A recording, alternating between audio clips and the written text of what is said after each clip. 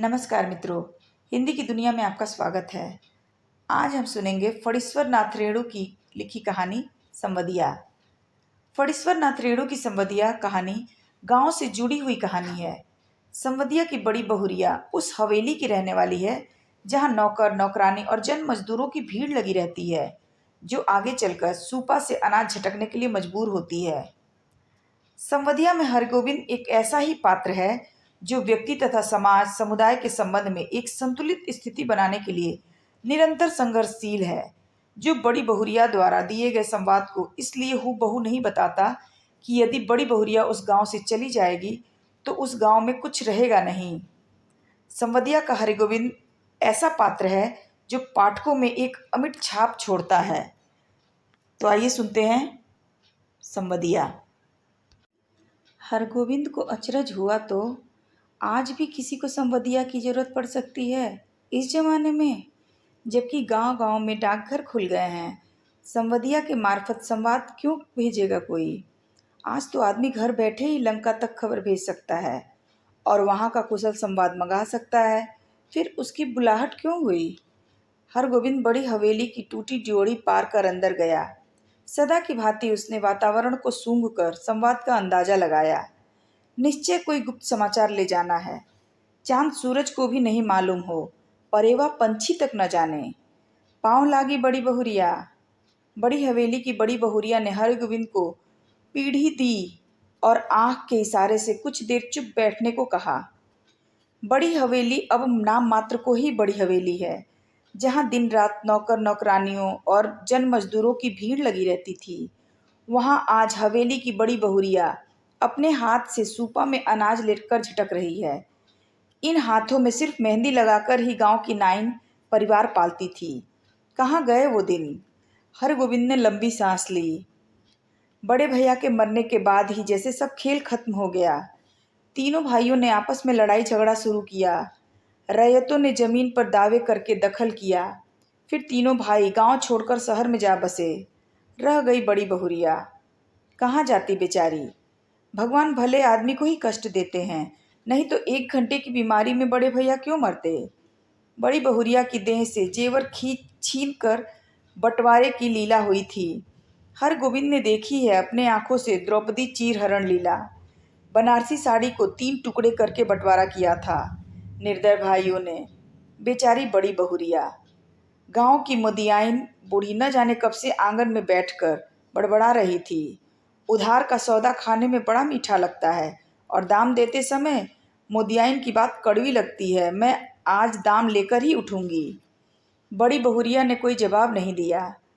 हरगोविंद ने फिर लंबी सांस ली। जब तक यह मुदियाइन आंगन से नहीं टलती, बड़ी बहुरिया हरगोविंद से कुछ नहीं बोलेगी।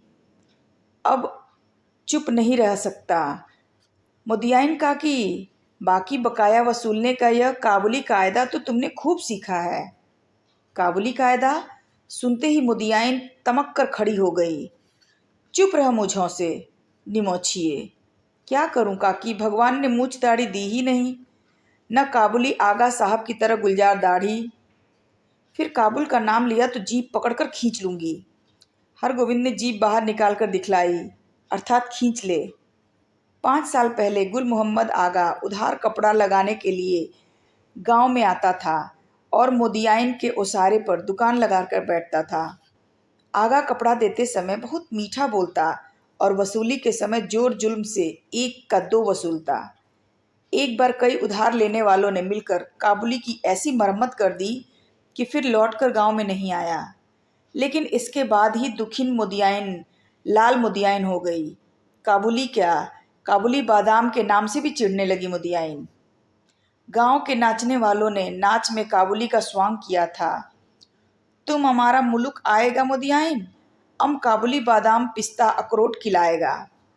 मुदियाइन बड़बड़ाती गाली देती चली तो बड़ी बहुरिया ने हरगोविंद से कहा, हरगोविंद भाई, तुमको एक संवाद ले जाना है, आज ही बोलो, जाओगे ना? कहाँ? मेरी माँ के पास। हरगोविंद बड़ी बहुरिया की छलछलाई आंखों में डूब गया। कहिए, क्या संवाद है? संवाद सुनाते समय बड़ी बहुरिया सिसकने लगी। हरगोविंद की आंखें भी भर आई। बड़ी हवेली की लक्ष्मी को पहली बार इस तरह सिसकते देखा है हरगोविंद ने। वह बोला, बड़ी बहुरिया, दिल को कड़ा कीजिए। और कितना कड़ा करूं दिल? माँ से कहना मैं भाई भाभीियों की नौकरी करके पेट पालूंगी, बच्चों के जूठन खाकर एक कोने में पड़ी रहूंगी, लेकिन यहाँ अब नहीं रह सकूंगी। कहना यदि माँ मुझे यहाँ से नहीं ले जाएगी तो मैं किसी दिन गले में घड़ा बांधकर पोखरे में डूब मरूंगी। बथुआ साग खाकर कब तक जीऊं? किस लिए, किसके लिए?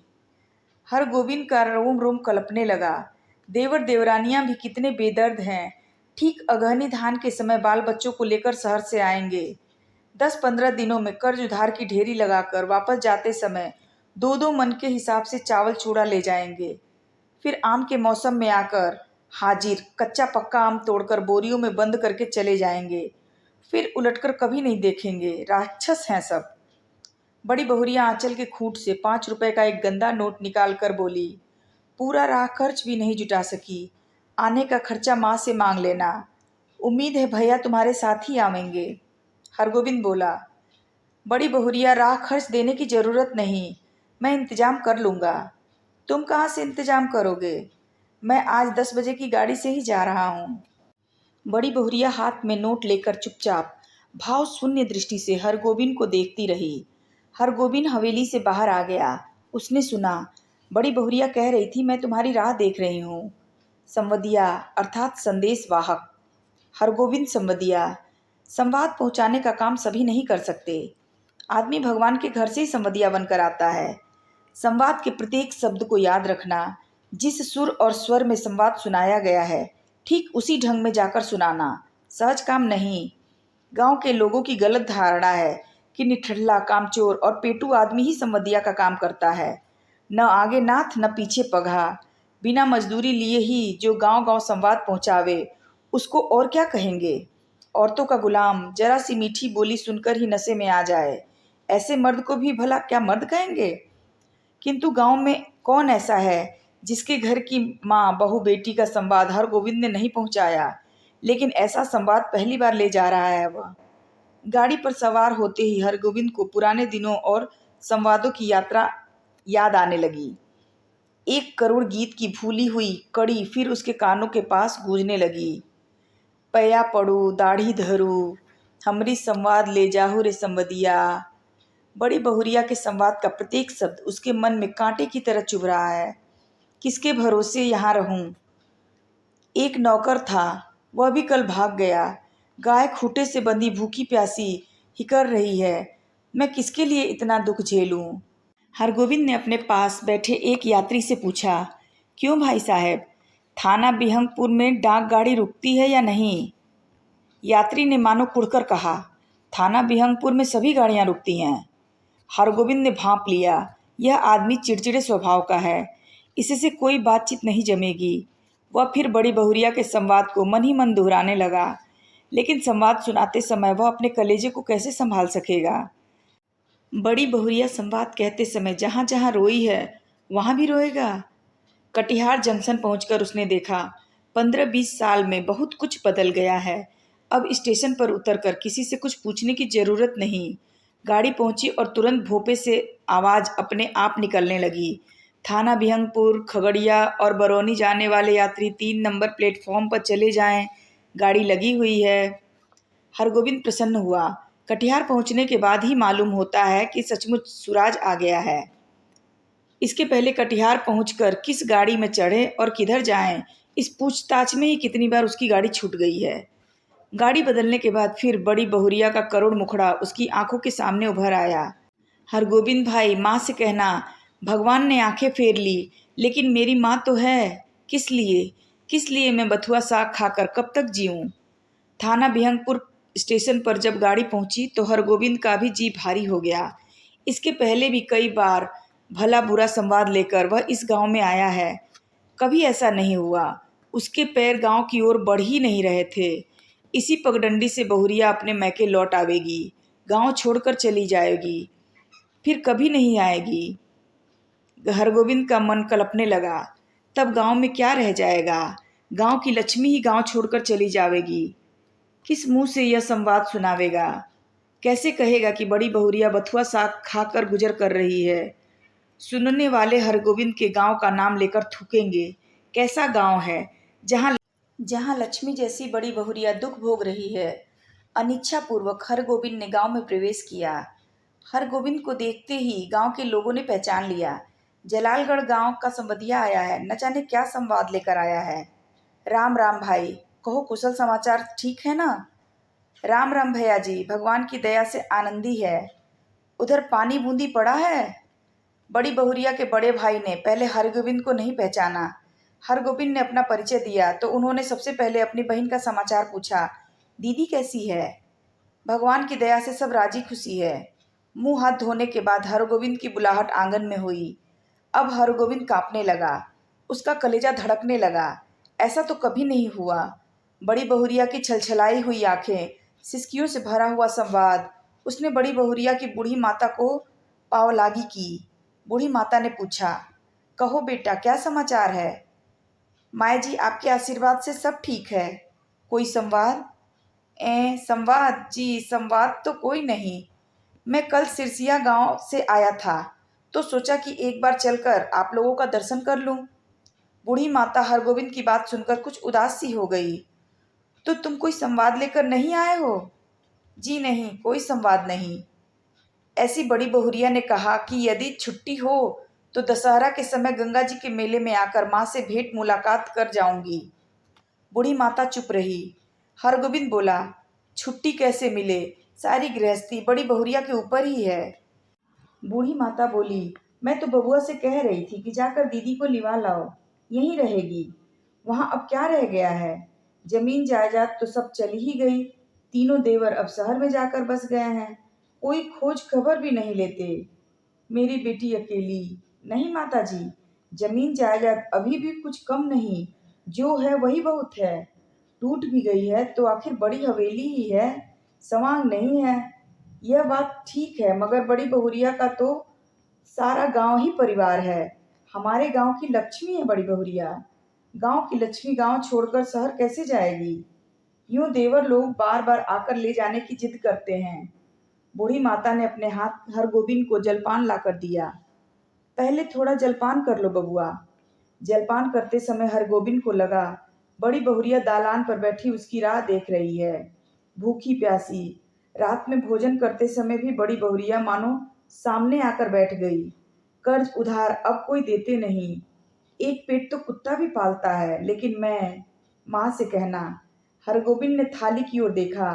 दाल भात, 3 किस्म की भाजी, घी, पापड़, अचार। बड़ी बहुरिया साग उबाल कर खा रही होगी। बूढ़ी माता ने कहा, क्यों बबुआ, खाते क्यों नहीं?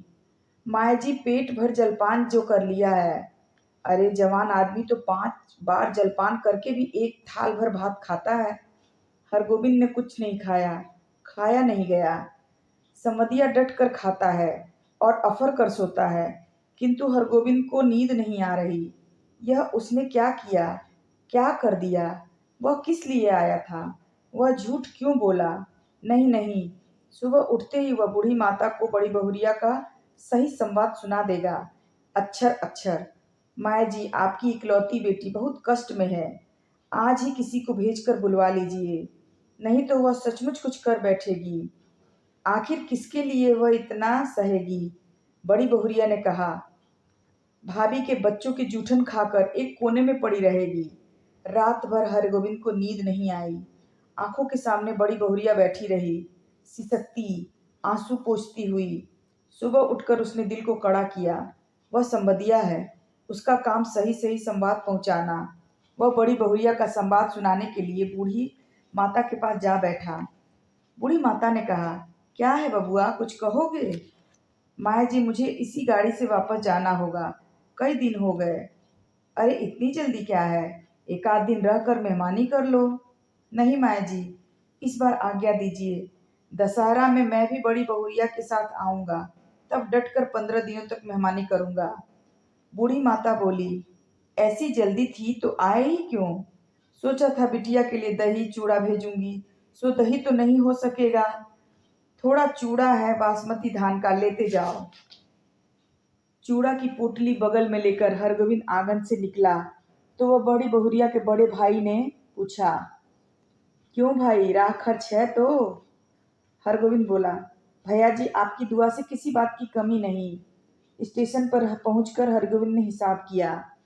उसके पास जितने पैसे हैं उससे कटिहार तक का टिकट ही खरीद सकेगा, और यदि चवन्नी नकली साबित हुई तो सोमापुर तक ही। बिना टिकट के वह स्टेशन भी नहीं जा सकेगा। डर के मारे उसकी देह का आधा खून सूख जाएगा। गाड़ी में बैठते ही उसकी हालत अजीब हो गई। वह कहाँ आया था, क्या करके जा रहा है, बड़ी बहुरिया को क्या जवाब देगा? यदि गाड़ी में निर्गुण गाने वाला सूरदास नहीं आता तो न जाने उसकी क्या हालत होती। सूरदास के गीतों को सुनकर उसका जी स्थिर हुआ थोड़ा कि आहो रामा, नए हर को सुख सपन भयो, अब देश पिया की डोलिया चली, भाई रो मती, यही कर्म की गति। सूरदास चला गया तो उसके मन में बैठी हुई बड़ी बहुरिया फिर से रोने लगी। किसके लिए इतना दुख सहूं? 5 बजे भोर में वह कटिहार स्टेशन पहुंचा। भोपे से आवाज आ रही थी, बैरगादी, कुसियार और जलालगढ़ जाने वाले यात्री 1 नंबर प्लेटफार्म पर चले जाएं। हरगोविंद को जलालगढ़ जाना है, किंतु वह 1 नंबर प्लेटफॉर्म पर कैसे जाएगा? उसके पास तो कटिहार तक का ही टिकट है। जलालगढ़ 20 कोस। बड़ी बहुरिया राह देख रही होगी। 20 कोस की मंजिल भी कोई दूर की मंजिल है? वह पैदल ही जाएगा। हरगोविंद महावीर विक्रम बजरंगी का नाम लेकर पैदल ही चल पड़ा। 10 कोस तक वह मानो बाई के झोंके पर चला। कस्बा शहर पहुंचकर उसने पेट भर पानी पी लिया। पोटली में नाक लगाकर उसने सूंघा। आह, बासमती धान का चूड़ा है, माँ की सौगात बेटी के लिए। नहीं, वह इसमें से एक मुट्ठी भी नहीं खा सकेगा।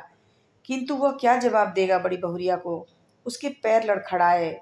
ओह, अभी वह कुछ नहीं सोचेगा। अभी सिर्फ चलना है, जल्दी पहुंचना है।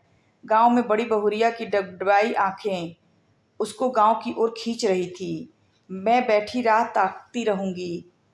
15 कोस, माँ से कहना अब नहीं रह सकूंगी। 16, 17, 18 जलालगढ़ स्टेशन का सिग्नल दिखलाई पड़ता है। गांव का ताड़ सिर ऊंचा करके उसकी चाल को देख रहा है। उसी ताड़ के नीचे बड़ी हवेली के दालान पर चुपचाप टकटकी लगाकर राह देख रही है बड़ी बहुरिया, भूखी प्यासी।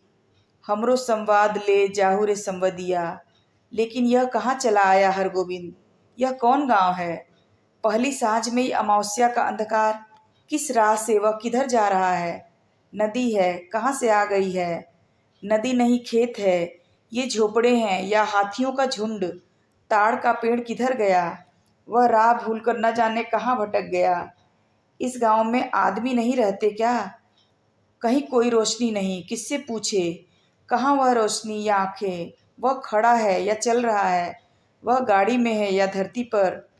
हरगोविंद भाई आ गए? बड़ी बहुरिया की बोली, या कटिहार स्टेशन का भोंपा बोल रहा है? हरगोविंद भाई, क्या हुआ तुमको? बड़ी बहुरिया। हरगोविंद ने हाथ से टटोल कर देखा। वह बिछावन पर लेटा हुआ है, सामने बैठी छाया को छूकर। बड़ी बहुरिया। हरगोविंद भाई, अब जी कैसा है? लो, एक घूंट दूध और पी लो, मुंह खोलो। हाँ, पी जाओ, पियो। हरगोविंद होश में आया। बड़ी बहुरिया दूध पिला रही है। उसने धीरे धीरे से हाथ बढ़ाकर बड़ी बहुरिया का पैर पकड़ लिया। बड़ी बहुरिया, मुझे माफ़ करो, मैं तुम्हारा संवाद नहीं कह सका। तुम गांव छोड़कर मत जाओ, तुमको कोई कष्ट नहीं होने दूंगा। मैं तुम्हारा बेटा। बड़ी बहुरिया, तुम मेरी माँ, सारे गांव की माँ हो। मैं अब निठल्ला बैठा नहीं रहूँगा, तुम्हारा सब काम करूँगा। बोलो बड़ी माँ, तुम गांव छोड़कर चली तो नहीं जाओगी? बोलो। बड़ी बहुरिया गरम दूध में एक मुट्ठी बासमती चूड़ा डालकर मसकने लगी। संवाद भेजने के बाद से ही वह अपनी गलती पर पछता रही थी। अगर आपको मेरी यह कहानी अच्छी लगी हो तो मेरे चैनल को सब्सक्राइब करें, वीडियो को लाइक और शेयर ज़रूर करें।